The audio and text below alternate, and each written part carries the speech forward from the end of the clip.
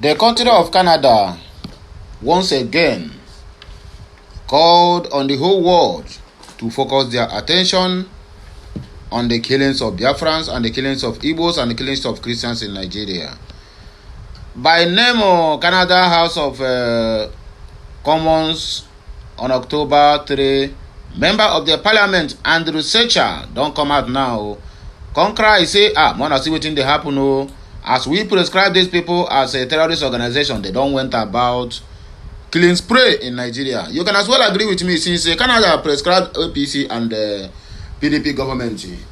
The killings have increased, more especially on the border between Enugu State and Benue. There have been a lot of killings every day. But the internet will not bring it.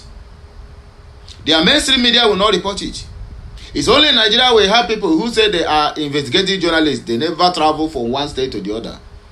In a crime scene, you can't even see them because all of them are eating big in Abuja, answering investigative journalists based on what they saw on the internet. Then they use it as their own story headline. It sounds funny. Anyway, a lot of news here. There's another lady again here by name Lara Logan don't slam mainstream media in Nigeria, ignoring the killings going on. You see, when there is killings, Arise, Channel or TVC or even Kakaki, they neither report it. They will ignore it. But when there is anything that got to do with Biafra, you will hear now, he's born to be going to prison. He's a terrorist, he's a criminal, he kill people. Let me remind you that 30,000 ammunition, 30,000 live ammunition. They say Boko Haram sees it. Sees who? From the military. No. They deliver it to them. The mainstream media, none who is going to report this. The next one now, you see, military will come and they debunk it. In Kwara State, as I'm talking to you now, 30,000 live ammunition have been given, including a GPMG, General Machine Pump Gun. Anyway, let us read this news, I beg you. Another one is a court to start out DSS case against Evangelist Ebube. Ebube arrested by Mba over video criticizing herdsmen killing. You can see what happened. Look at the country.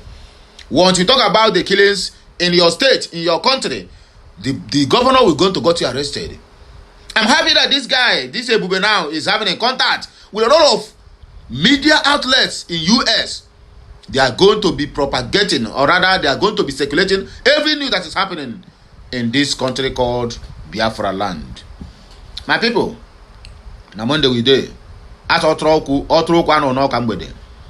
us listen, let us listen to the news that I brought to us this morning. As you are watching, please kindly help me like, share, comment, and make sure you keep subscribing for more interesting videos coming your way. Number one here is Nigerian Christians massacre and the causes of. It don't cause serious debate now. Hey.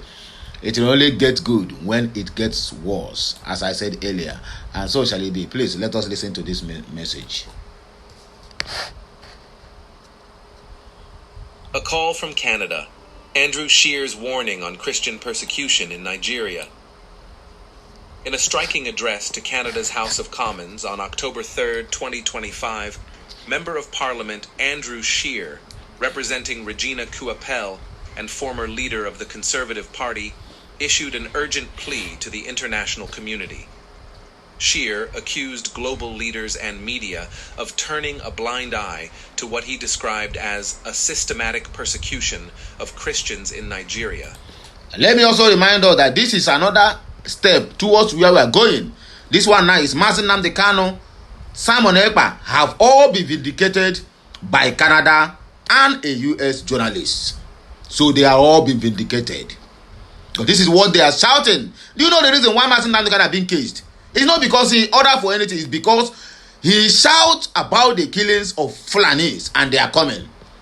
So you can as well use that Evangelist Ebube as a case study on the issue of Nnamdi Kanu, because he dared to stop the agenda. That was why he's being caged, not because he has done anything wrong. No, he's innocent. If he is wrong or guilty, let them prove it at the court of law. Likening it to a genocidal campaign orchestrated by terrorist groups like Boko Haram and allied militias.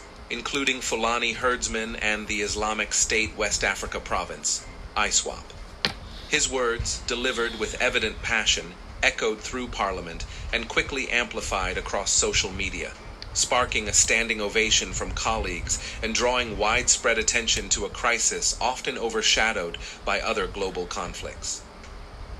Shear's speech painted a harrowing picture of the violence plaguing Nigeria's Christian communities, particularly in the northern and middle belt regions. He cited alarming statistics.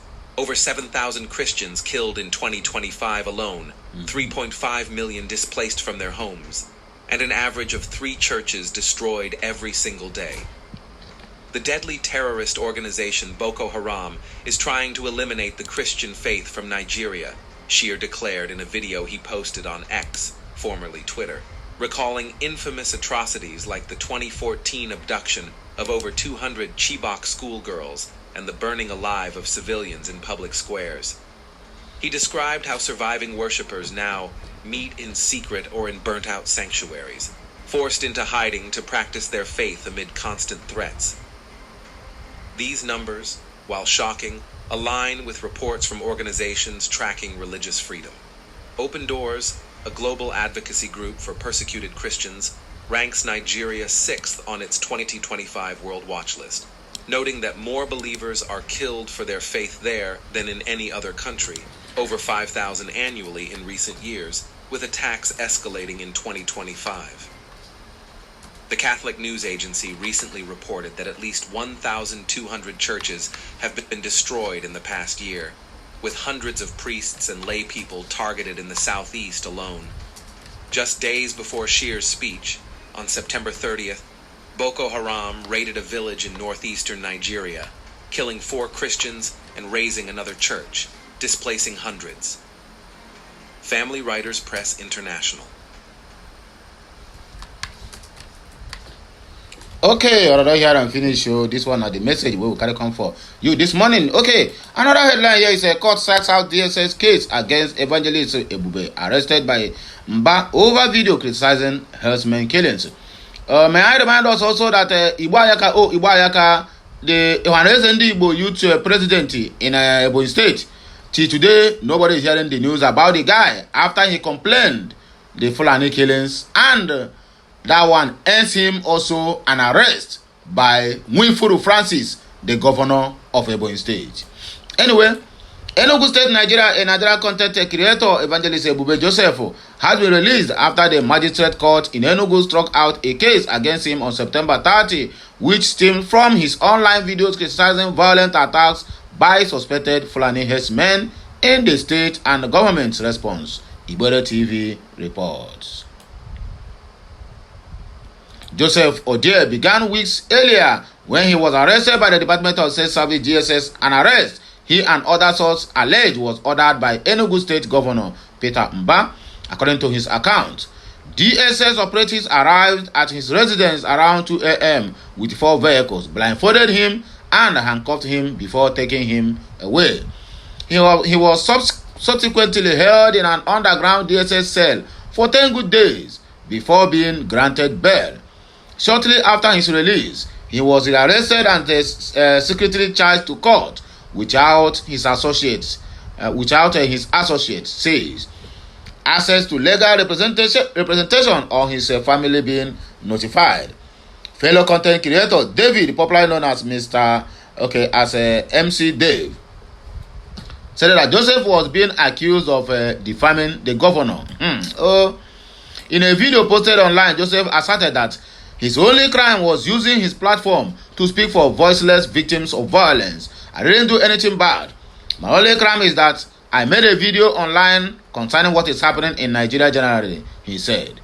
Background, a region of turmoil.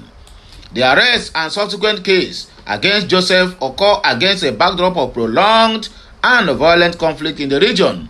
The clashes between predominantly Muslim Fulani herders and predominantly Christian farmers are a long-standing security challenge in Nigeria, with rules in competition over land or resources, but which have taken on increasingly violent and ethno-religious dimensions. The specific area of Amofo in Enugu State, ZUU local government area, has been hotspot for this violence. Recent deadly attacks in June of 2025, just months before Joseph's court date, suspected Fulani herdsmen killed at least 7 people in Ago Amede autonomous community of Amofo, Enugu State. Sustained protest as recently as March 2025, thousands of women from 7 autonomous communities in Amofo blocked a federal highway to protest the incessant attacks. The women reported that they have been raped, beaten, and mutilated by criminal herdsmen, and that their men could no longer go to their farms. Escalating occupancy, a report by the International Society for Civil Liberties and the Rule of Law Inter-Society indicated that jihadist Fulani herdsmen have occupied at least 950 locations in Nigeria's largely Christian southeast, a dramatic increase from just 10 locations in 2015. You can imagine. Just 10 locations in 2015. Now they have occupied over 950 locations. Broader implication for free speech. Joseph's case has sparked concerns about press freedom and the safety of content creators in Nigeria. The arrest of an individual for commenting on a widely documented security crisis has led to public criticism of the state government's approach. While the Enugu state government has not issued an official statement on Joseph's arrest, the police have assured the public of their commitment to rid the state of crimes, though this statement was related to separate arrest for robbery and cultism. With the case now struck out by the magistrate court, attention returns to the underlying security situation that prompted Joseph's commentary, a crisis that continues to threaten lives and livelihoods in Enugu State, in Enugu State in general. Anyway, another message here again says, Laura sends strong message, calls for Nigeria's sanction, for the media ignoring what is happening in that zoo called a country. Anyway, let us listen to her, and then we'll come back for more interesting news. Let's go there, my wonderful people. Lara Logan slams media for ignoring Nigerian atrocities, urges journalists to do your job. In a searing address at the National Press Club in the United States, veteran journalist Lara Logan unleashed a scathing critique of mainstream media's failure to report on the brutal violence against Christian villages in Nigeria. Drawing from her experiences and the work of local reporters like those at Truth Nigeria, Logan exposed what she sees as a deliberate suppression of truth, accusing journalists of cowardice, corruption, and complicity in perpetuating misleading narratives. Logan began by highlighting the absence of credible media coverage in Nigeria's conflict zones. There was no Truth Nigeria. There was no media organizations, she said, pointing to the neglect of journalists like Lawrence and Masara Kim, who risked their lives to document atrocities in frontline villages. She accused urban-based reporters of lazily accepting government and U.S. State Department claims that the violence stems from climate-driven land disputes between nomadic Fulani tribesmen and Christian communities. The Fulani are not really terrorists. Oh, the fact that they're Muslims got nothing to do with it, she mocked, dismissing this narrative as absolute nonsense and a scam designed to obscure the reality of targeted attacks. The journalist painted a grim picture of the violence, citing horrific acts reported by Truth Nigeria, such as women and children being burned alive in cages and a pregnant teenager beheaded while her unborn child was torn from her body. Logan recounted receiving a video of this brutality while dining in Texas, an experience that left her husband unable to eat. That's the reality of what, when you put those numbers up and you go before your colleagues in Congress, that's what it means in human terms, she emphasized, urging policymakers to grasp the human toll behind the statistics. Logan reserved her sharpest criticism for the media's role in what she called systems of control. She argued that false narratives like the climate-driven conflict excuse are not merely inaccurate, but part of a broader effort to manipulate information and obscure the truth. All of these systems that are being implemented that are so profoundly dishonest, they're systems of control, she declared. She praised the courage of Nigerian journalists like Lawrence, who once called her from a meat wagon surrounded by the bodies of his friends, yet noted that their reports are often ignored or denied by mainstream outlets. Speaking directly to the press corps, Logan invoked the United States First Amendment responsibilities. I stand before all of you in the National Press Club of the United States of America, the most powerful free nation on earth, she said. I cannot say strongly enough to the press corps, do your job. She condemned journalists as too lazy, too corrupt, too stupid, too cowardly to report the truth, calling their inaction without conscience and urging an end to a culture where truth-tellers are punished and liars rewarded. Logan also connected the suppression of Nigerian stories to broader efforts to silence uncomfortable truths, referencing her work to promote Sound of Freedom, a film about child trafficking that faced resistance. Her speech was both a call to action and a warning. The media's failure to confront these atrocities undermines its role as a global beacon of free speech and leaves vulnerable communities voiceless. In closing, Logan's words resonate as a challenge to journalists worldwide. The courage of local reporters in Nigeria, coupled with the horrific realities they uncover, demands accountability from the global press. As Logan put it, we have to stop being afraid of what people will say to us. Her address serves as a clarion call for journalists to reclaim their integrity and amplify the stories of those on the front lines of human suffering. Family Writers Press International. The message is very, very clear. As onye nwere ntị ya megini ya nụrụ, ịsịkwa na ị nwere ntị na ya ha nụ, then ngụwawo ekwe emechakwe n'ute ekwere. Ngwa, look at the last message here. Nnamdi Kanu, health threat more pressing than legal technicalities. Nnamdi Kanu's health is a very big threat. It is even more a kind of more important than whatever they call legal technicalities or whatever they may call it. But let us just listen to what they got to say here, and then we round up this particular message. Please listen attentively. Nnamdi Kanu, health threat more pressing than legal technicalities. By the time you are reading this, there is a good chance you already know that Mazi Nnamdi Kanu, leader of the indigenous people of Biafra, IPOB, has written a Save My Soul or SMS letter to the Nigerian Medical Association, NMA, pleading for their incorruptible and uncompromising involvement to help deliver him from sudden death. The informative letter exposed chilling inhuman treatments, narrated the tortuous journey from the point of abduction in Kenya to the forced rendition to Nigeria, quoted copiously and described in detail what many feared in their closet to be an ailment resulting from an intentional torture and poison, a harbinger of slow death. The summation of the embodiment and content of the letter is simply a dire need for the health and life of Mazi Nnamdi Kanu to be safeguarded from the lawless Nigerian government acting as a proxy for a foreign interest. It is crystal clear that any day that passes with inaction and delay, his health gets worse and may even reach a breaking point, God forbid. This letter has presented shocking discoveries involving falsification of health report and intimidation of physicians professionally discharging their duty.